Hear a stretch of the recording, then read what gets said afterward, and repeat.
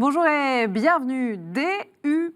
Si ce sigle ne vous est pas encore familier, il devrait le devenir. Les ordonnances réformant le Code du travail obligent désormais l'employeur à regrouper les délégués du personnel, les membres du comité d'entreprise et du comité d'hygiène et de sécurité dans une seule et même délégation. Et la question se pose donc, une délégation unique du personnel sera-t-elle plus efficace que 3 ? Pour répondre à cette question, j'ai le plaisir de retrouver comme chaque semaine mes deux complices, Jean Tesson et Joseph Touvenel. Bonjour, chef d'entreprise, délégué syndical, un regard croisé sur le monde du travail. Alors, Joseph, votre vice-président de la CFTC. CFTC, Confédération française des travailleurs chrétiens. Bravo. Merci, Sheila. Votre avis, délégation unique du personnel, c'est efficace, c'est bien, c'est pas bien ? Alors déjà, ça existait. Là, ce que font les ordonnances, c'est ce qui était possible, le rendre obligatoire. Donc je vois que les libéraux décident à la place des autres, ce qui m'amuse toujours, puisqu'ils restreignent l'espace de liberté qui était un espace de choix. Mais bon, moi, quand j'étais en entreprise de 120 personnes, on faisait illégalement une délégation unique. C'est-à-dire qu'on faisait une réunion pour les délégués du personnel, le comité d'entreprise et l'hygiène et la sécurité, parce qu'on avait du travail, autre chose à faire que faire 3 réunions, etc.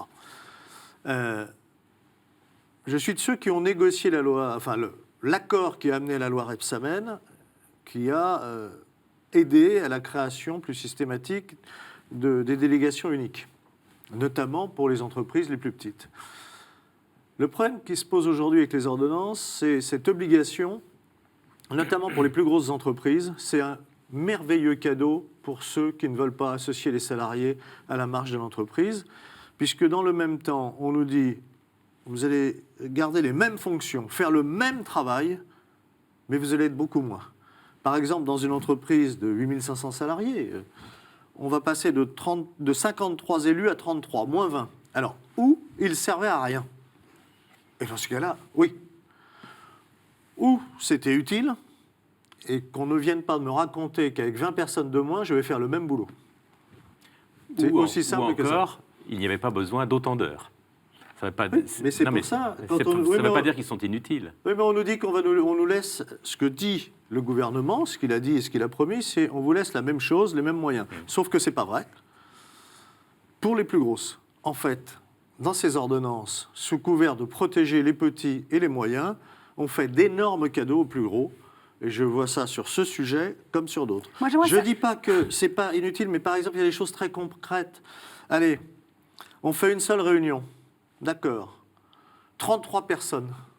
Rien que du côté des organisations syndicales, une usine à gaz. Oui, ça va être long. Mieux vaut, peut-être, quand on est dans une grosse entreprise, de serrer les problèmes. Et effectivement, avec ceux qui s'intéressent plus à l'organisation des vacances, des tickets restaurants ou des cadeaux de fin d'année, donc, de faire une réunion avec moins de personnes, ça s'appelle... C'est une bonne chose pour les moyennes et petites entreprises, c'est une moins bonne chose pour les grandes. On a compris. Je le crois. J'aimerais savoir, la DUP, ça répond à quel besoin d'abord, au débat ?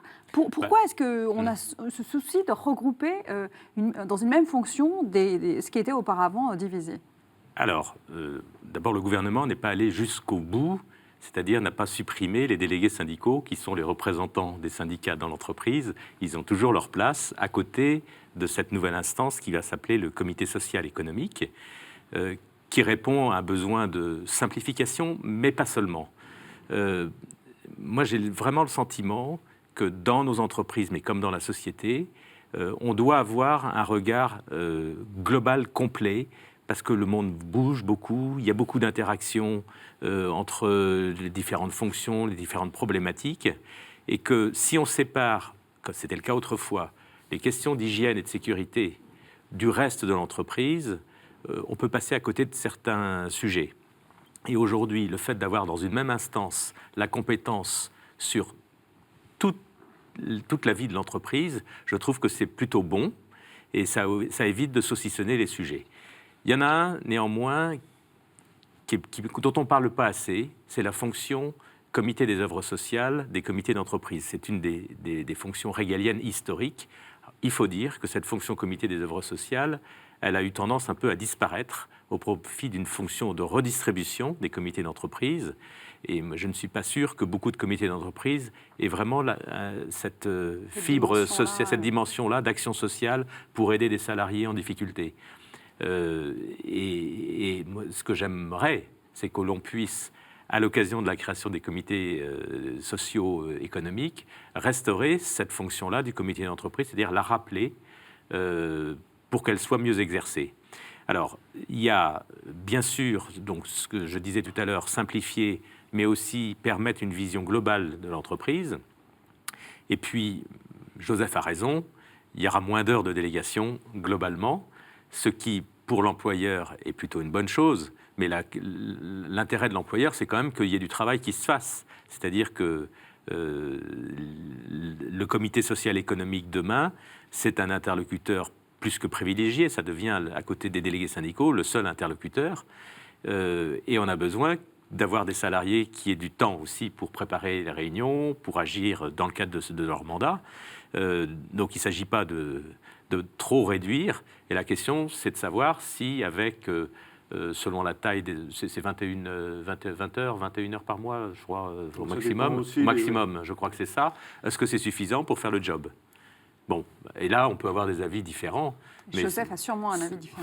Non, là-dessus, d'abord sur la vision globale, je la partage. C'est pour ça qu'il y a des organisations syndicales, parce que ça permet d'avoir la vision globale de la vie de l'entreprise. Et ensuite, l'organisation syndicale, quand elle présente des candidats, il y a celui qui est plutôt spécialisé CHSCT. Enfin, dans une entreprise, elle est généralement organisée par service aussi. On nous dit qu'il faut la vision globale, mais entre le service qui va être le service du personnel et le service qui va s'occuper des marchés des clients, c'est pas le même. Si l'entreprise s'est organisée comme ça, c'est qu'il doit y avoir quelques raisons. Pour la délégation du personnel, il y a aussi quelques raisons pour que ce soit organisé avec et la vision globale et un peu de spécialité, parce que ce sont des sujets souvent qui deviennent de plus en plus techniques. Et puis c'est ce que j'ai envie de faire aussi.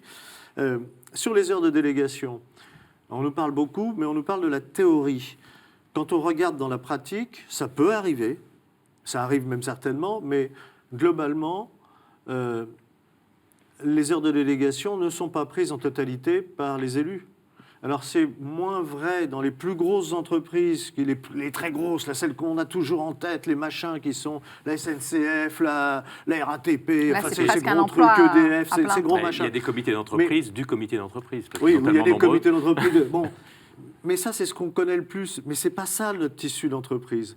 Et heureusement, naturellement, la plupart des élus dans les entreprises de taille moyenne, dans les petites entreprises, quand il y en a des comités, ne prennent pas leurs heures de délégation parce qu'il n'y a pas l'utilité.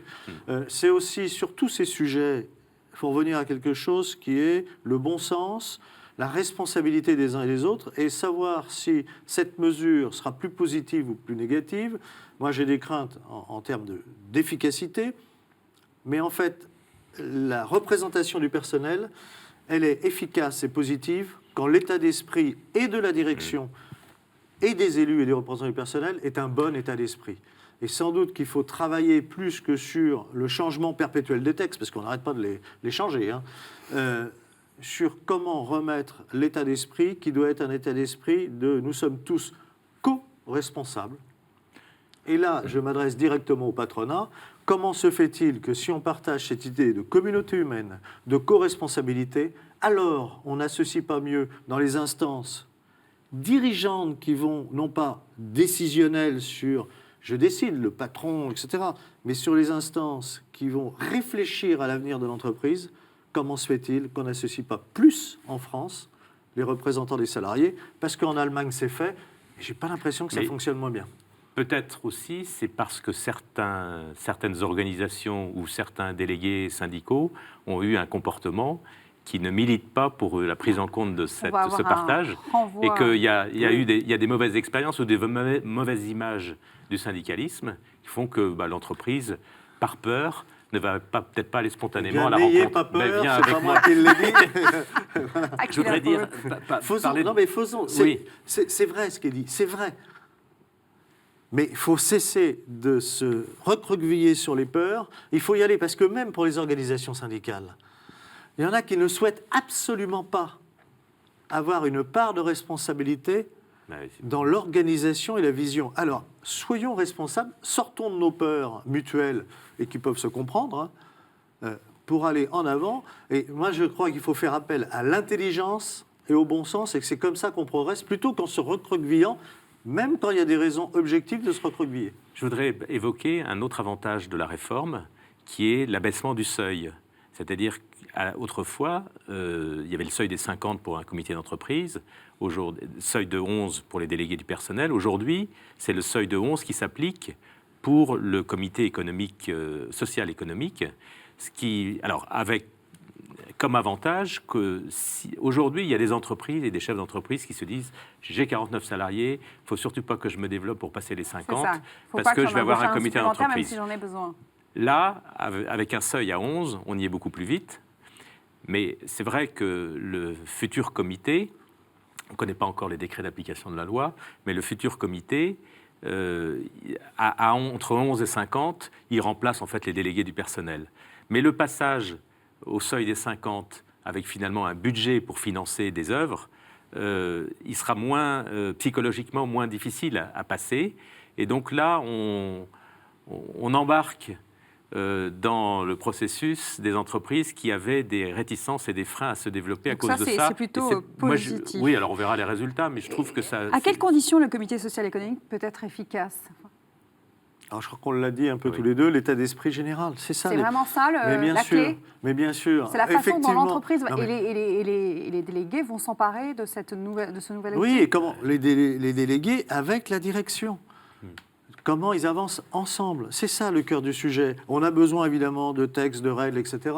Mais le cœur du sujet, ce n'est pas les textes, ce n'est pas la règle. Les délégués du personnel, dans le passé, ils avaient toutes les attributions du comité d'entreprise aussi, ou quasiment. Mais c'est vraiment l'état d'esprit, comment ça se passe, comment on avance. Sans les moyens financiers. Sauf quand l'entreprise disait, bah oui, il est légitime, allez, on va faire une action sociale et on va la faire ensemble. Donc c'est vraiment l'état d'esprit. Alors, on a besoin des textes, c'est vrai, mais c'est l'état d'esprit qu'il faut retrouver. Et ça, tant du côté syndical que du côté patronal, malheureusement, on ne l'a pas assez. Cette crainte du seuil, on devrait faire une émission sur le seuil. Moi, j'avais regardé. En fait, l'effet de seuil, on nous en parle beaucoup, mais il est epsilon. En fait, le nombre d'entreprises qui sont bloquées à 49, c'est très peu. Quand on regarde, c'est très peu. Et d'ailleurs, un chef d'entreprise qui nous dit « c'est parce que je vais avoir un comité d'entreprise que je ne veux pas me développer », je pense qu'il faut qu'il change de métier. C'est pas si fréquent que ça. Oui, mais ça existe, c'est-à-dire ça crée... en fait, les chefs d'entreprise, ils se partagent cette préoccupation et on entretient un seuil qui est psychologique quand même, mais qui n'a peut-être pas beaucoup d'impact. Ça sera un bon sujet pour une prochaine émission, cette question du seuil, de l'effet de seuil. Merci à tous les deux pour nous avoir éclairés sur cette nouvelle délégation unique du personnel et ce comité social économique, c'est bien ça, Jean-Eudes, je ne me trompe pas. Merci à vous de nous avoir suivis et je vous dis à la semaine prochaine.